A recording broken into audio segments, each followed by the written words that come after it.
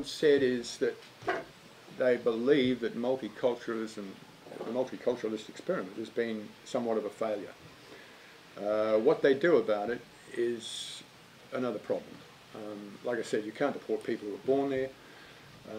You've got to weed out the radical imams and mullahs, and you've got to get rid of them. That's the first thing you've got to do, because that's where the trouble starts. But no one seems to have woken up to that yet. They're looking for the kids. And when the kids come back from Syria, after killed and beheaded 20 people, they want to give them counselling. It's just not on.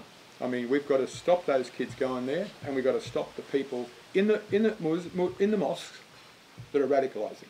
This stuff about going to Syria and getting radicalised, that's a load of crap. They're radicalised before they got in the bloody plane. So they come back here and they get counselled by the same people who radicalised them in the first probably. place? They've sent them along another mullah to counselling. Yeah. Because he's their religious leader. All expenses paid again, yeah. All expenses paid. So the thing is just a potpourri of just, mate, it is a disaster. Absolute disaster.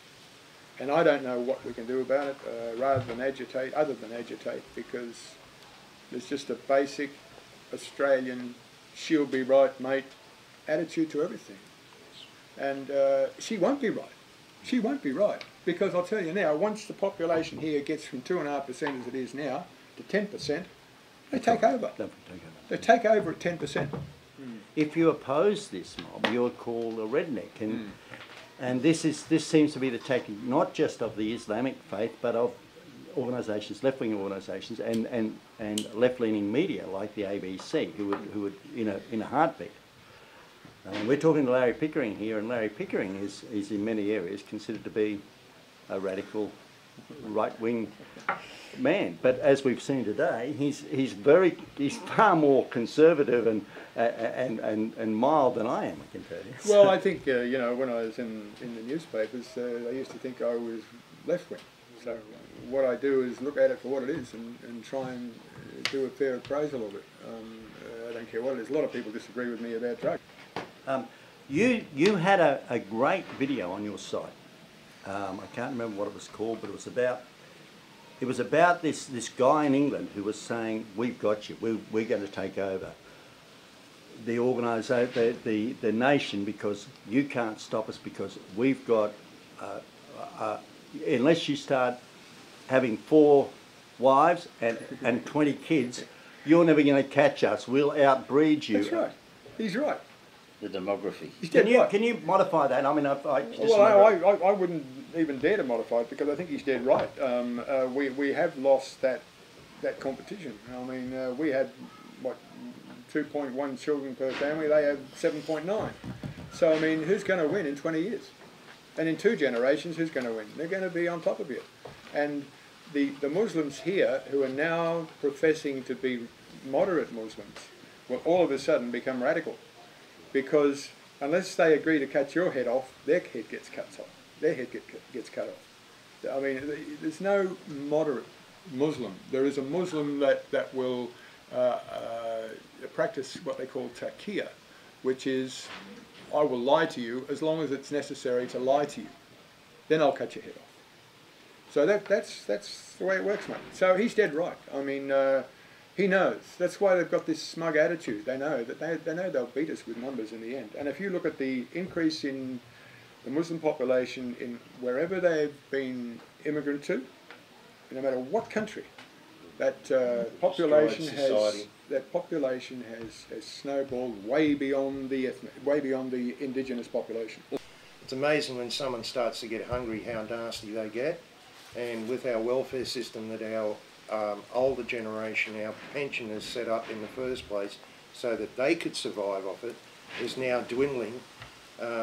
Recent events with the boat people is a great example, where there was $6 billion spent over a 2-year period, and there was only $550 million spent on pensioners. These pensioners are the backbone of how our social security system and welfare system was set up for future generations. And by allowing all these supposed asylum seekers come into Australia, they've all gone on welfare. I have it all the time. They ask for electricity bills paid, they want food, They want other monies paid to them, and yet they're all on welfare, and they're getting up to $800 a fortnight. So, No, they're bleeding the welfare system dry. How could we let this evolve back into the Dark Ages? Well, there's more hatred among Muslims than there is anywhere else. I mean, at the moment they're killing each other simply because of variations in belief. That's the backward sort of people they are. And killing their converts. They're killing everyone because basically it's Sunni versus Shia, and the Sunnis, which were defeated along with Sunni Saddam Hussein, who was a Ba'athist Party leader, they've never got over that. So the Shias want revenge. Exactly. So they're coming down after the Shias, which have got it now. The Sunnis are coming back for revenge on the Shia government, which is holed up in Baghdad now. And of course Iran is supporting them because they're Shia too. So how they find out who's Muslim and who's Shia and who's Sunni, they pray a different way. And they say, right, I get down and pray. If they don't pray the Sunni way, bang, they shoot. Or they get hundreds of them and shoot them all together. I mean, that's the way they know the difference between Sunni and Shia. I heard that it's illegal to kill for a Muslim to kill another Muslim. So they've had to demonise the other side. Both of them have demonised the other Sunnis, demonised themselves, and so forth. Because then they can say, yes, you only pretend Muslim. Yeah. That's how they get Christians anyway. An interesting. They call them apostates. I mean, and that's their excuse for killing them. But it all goes back to Saddam Hussein, who ran the place like a bloody clock. I mean, he knew what the intricacies of Islam was, and he dealt with it and handled it. But as soon as you kill the head man, of course, what do you do then? The state's worms. Everything falls apart at the seams, and then what happens when you take all your troops out of Iraq and send them back home? Of course, everyone's got a free run at it. And they've been nestling away up in North Syria as split versions of Al-Qaeda, like the Khorasan. That's just another Al-Qaeda mob. And of course they've got together, and we knew about this 14 months ago, but did nothing about it. And now we're finding it hard to handle because we've only put aeroplanes in there to bomb them. What good's bombing them? I mean, one missile is worth $1.4 million, and they want to take a utility out with it. Because these bastards, of course, they just meld into the houses, into the suburbs, into the families. You don't know where they are, who they are. We can't tell who's Shia and who's Sunni, but they can. They can. So we're losing. We're losing this war. Is this a looking glass into the future of Western society that, you know, as they get bigger, they become more radical? And, well, I think eventually, mate, what we must do is sort this ISIS mob out, because by sorting that out, you'll cancel the attraction for people to go there, because the only reason they want to go there now is because, oh, I can cut people's heads off with no one stopping me, and I can do this, and I can rape women and little children and all that. You know, once we stop that lure for people to go there, then we'll have made at least a step forward. But once that's happened, I think you've got to leave it. You've got to leave them to their own resources. You've got to let them kill each other until something else is set up there with another Saddam Hussein to handle it. Don't take Saddam Hussein out this time. Leave him there. Or Gaddafi. Look what happened in Libya. Absolutely. Look what happened in Egypt. Absolutely.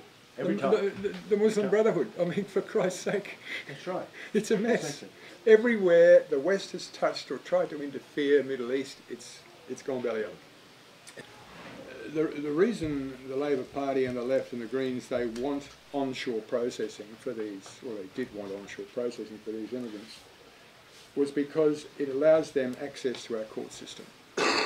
If you leave them on offshore, they're not under our jurisdiction. Yep. They're under the jurisdiction of the person who owns that place, which the country that owns the place. In the case of Manasang, New Guinea, wherever, you know, the Nauruans own Nauru.